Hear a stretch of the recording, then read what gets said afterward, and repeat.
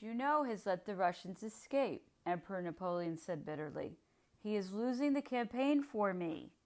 At that instant he followed up this reproach with the severest strictures and threats, but as usual the memory of good services in the past outweighed the fault of the moment, and his discontent had no sequel. The emperor busied himself with making Smolensk what he called his pivot, a safe stronghold for his communications in the event of his being reluctantly forced to push on further. He worked night and day in attending to all the administrative details, notably for provisions and the requirements of the hospitals. He had ordered several reconnaissances of the fortress and the environs. General Chastellux of the engineers having come to him with an account of what had been done, the emperor remarked jokingly, "Wouldn't you like to make another Alexandria of the place and eat up another 50 million of money? Russia's not worth that." General Chastellux was proposing nothing of the sort. He only wanted to erect some outworks in order to form a point of defense on the Dnieper.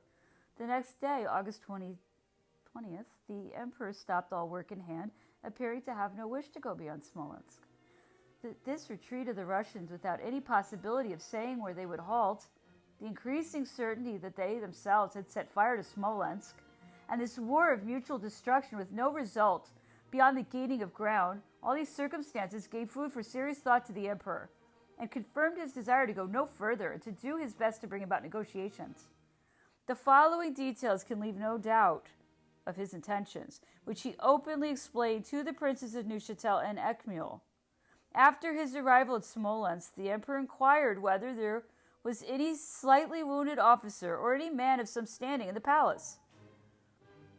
The only person they could find was a Russian officer who had come, I believe, with a flag of truce, and for some reason or another had been detained. The emperor interviewed him, and after a few insignificant questions asked him if there was going to be a battle. He added that honor required the Russians not to yield their country without giving battle, without even once measuring strength with us.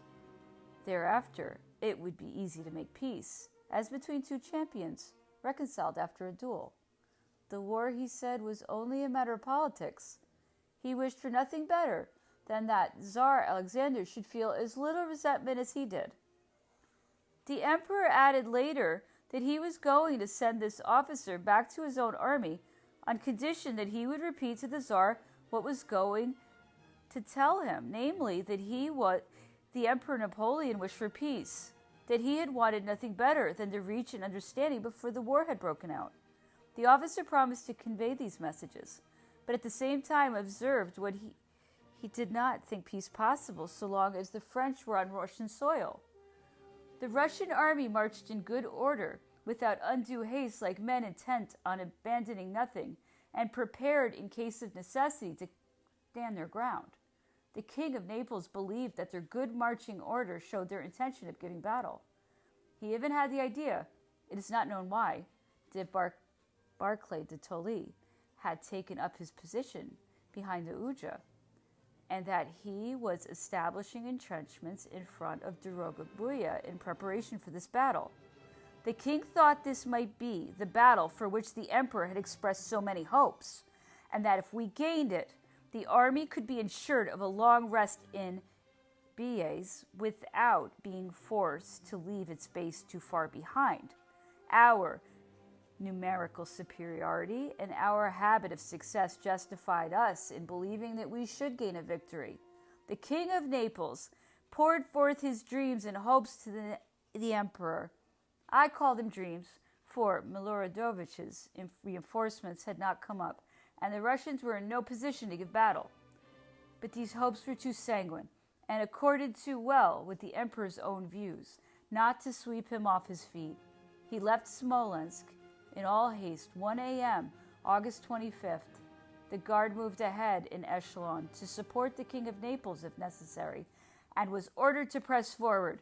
And once again the emperor was running a blind risk, to some degree against his will. Reaching Dorogobuya on the 25th, he stayed there through the 26th. Once more, the gauntlet was flung down, and the emperor was not the man to turn back. The sight of his troops and all the warlike bustle exalted him. As soon as he found himself amidst these elements, The wise thoughts he had entertained in Smolensk yielded to the enticements of glory. It was said that we should overtake the enemy forces on the morrow. They were hard pressed. They could not always escape at the rate they were being driven. It was useless to expect real rest until a battle had been fought. Otherwise, we should be kept constantly anxious. In short, as many good reasons were found for pushing forward as had been discovered 48 hours earlier for staying at Smolensk. And once again, we set off in pursuit of the glory, or rather the fatality, which relentlessly prevented the emperor from holding to his good intentions and wiser projects. The news of a success obtained by Prince Schwarzenberg, Austrian, over the Russians revived the emperor's hopes. This gives color to the alliance, he said. That gunshot will re-echo in Petersburg, in my brother Alexander's throne room. It is a good example for the Prussians. Maybe it will put them on their mettle. He asked me if Prince Schwarzenberg was well known at Petersburg and whether his connections were with the most exalted personages of the court. He granted him a second sum of 500,000 francs on account of secret expenses and instructed the Prince of Neuchâtel to send him the bond. Several corps received bread at Dorogobuya, an unusual occurrence. Confirmation was had there of details about the Tsar's arrival at Moscow on July 24th, of which we had known little and not even heard until after our arrival at Smolensk. We learned that he had convoked the nobility and townsfolk, that he had not concealed the true condition of the state, and had asked the various governments for aid. Moscow had offered 80,000 men, and the others in proportion. Little Russia had given him 18,000 Cossacks, and private individuals had supplied battalions, squadrons, and companies, all fully equipped. To give this armament a national and religious character, Archbishop Platov had offered the Tsar the miracle-working icon of St. Sergius, which His Majesty in turn had given to the Moscow militia. In short, a crusade was being preached against the French. From Dorogobuya, the army marched almost in line. The king's cavalry, the guard, the First Corps, and Marshal Ney's corps on the road, the Poles on the right, the Viceroy, Prince Eugene, on the left. We found ourselves on the highest plateau in Russia, the watershed from which the Volga flows into the Caspian Sea, the Dnieper into the Black Sea, and the Dwina into the Baltic. Since crossing the Dnieper, the troops and the artillery had become exhausted by the sand, but Barclay's supposed readiness to give battle made us hold to what semblance we could of mass formation. Some believed that the burning of the cities and market towns, which we entered, was due as much to the disorders of our vanguard as to the Cossack rearguard, who cared little for Russia.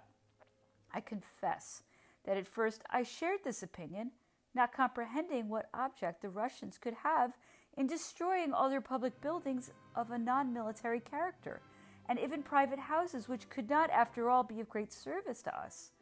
Several persons spoke to the emperor about these fires. He ordered my brother to take a strong detachment of the guard August 29th near Vyazma and press the enemy so closely as to enter the town on the heels of their rear guard, thus finding out at first hand what really happened and whether the Russians actually started any fires. The emperor instructed my brother to keep order in the town and to not let a single straggler remain there.